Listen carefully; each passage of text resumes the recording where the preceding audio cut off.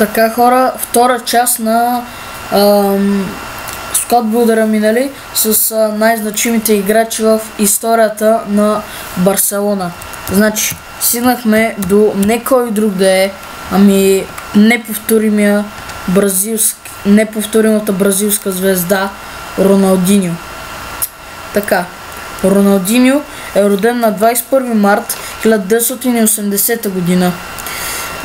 Играе за Барселона от 2003 до 2008 година, като има 145 мача изиграни и 70 гола вкарани. Докато трофеите му с Барселона са една шампионска лига, две Ла Лиги спечелени и две суперкупи на Испания. Не е най-резултатният играч разбира се, като гледаш трофеите, но мисля, че е съвсем справедливо Роналдиньо задължително трябва да е в този знаменит състав. Хора, още моя нещо като втори избор за играч зад нападателен или нещо такова е Ромарио. Виждате го. Все още се колебая, ама айде ще го сложа. Е така. Къде е така? Момент само. Така. Така хора, Ромарио е роден на 29 януари 1966 година. Играе за Барселона само 2 години.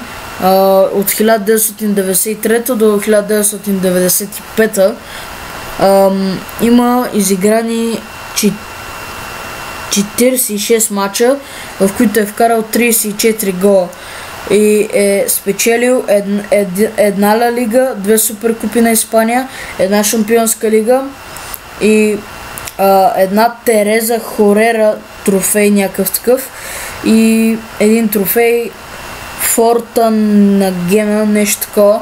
Това са някакви трофеи в испанското първенство, които вече явно не съществуват, така че да.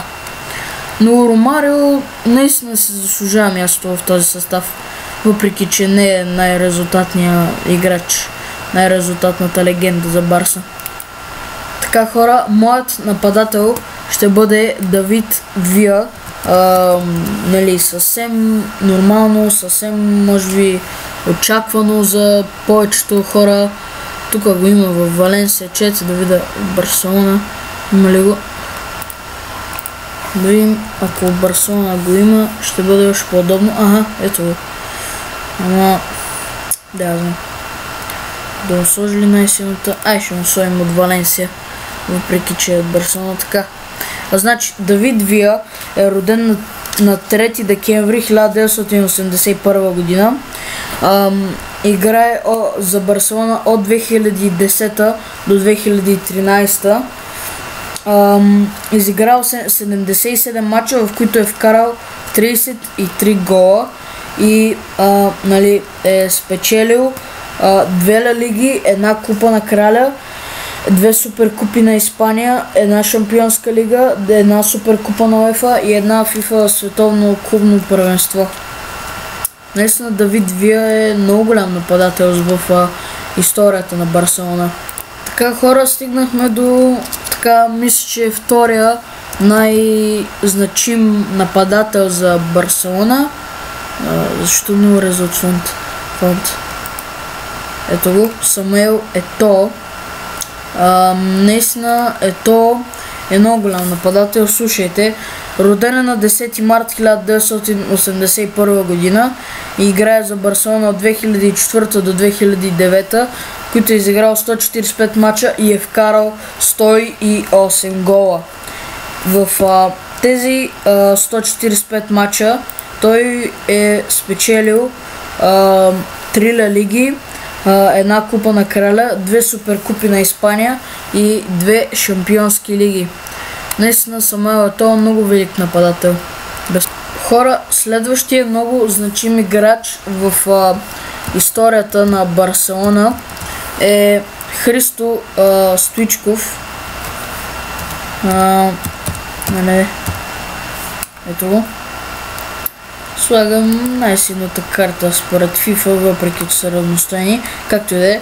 Христо Стоичков е роден на 8 февруари 1966 година в Пловдив, в България. Играе от Барселона от 1990 до 1998 година.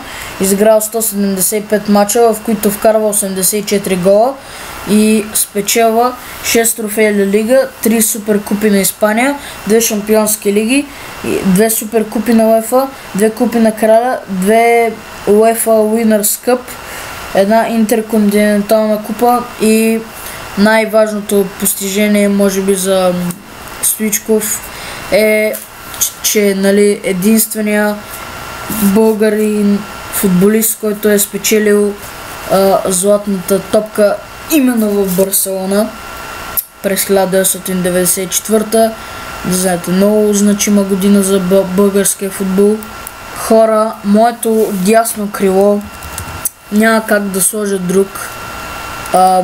Слагам естествено великия Лионел Меси.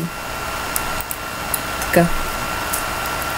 Значи, Лионел Меси е роден на 24 юни 1987 година. Започва да играе за Барса през 2004 до ден днешен. За сега има 378 мача, в които е вкарал 345 гола и е спечелил 4 шампионски лиги, 3 суперкупи на УЕФА, 3 FIFA световни клубни първенства, 8 трофеи Ла Лига, 4 купи на краля и 7 суперкупи на Испания. Така, хора, с Лео Меси ние завършваме, аз завършвам, нали, този клип с нали, най-значимите играчи в историята на Барса. Надявам се епизода да ви е харесал. Постарах се доста, за да намеря тази информация за всички играчи. Дайте лайк, сабскрайб и в коментарите пишете кой да е следващия клуб, за който, нали, да направя такъв подобен клип. Чао, чао!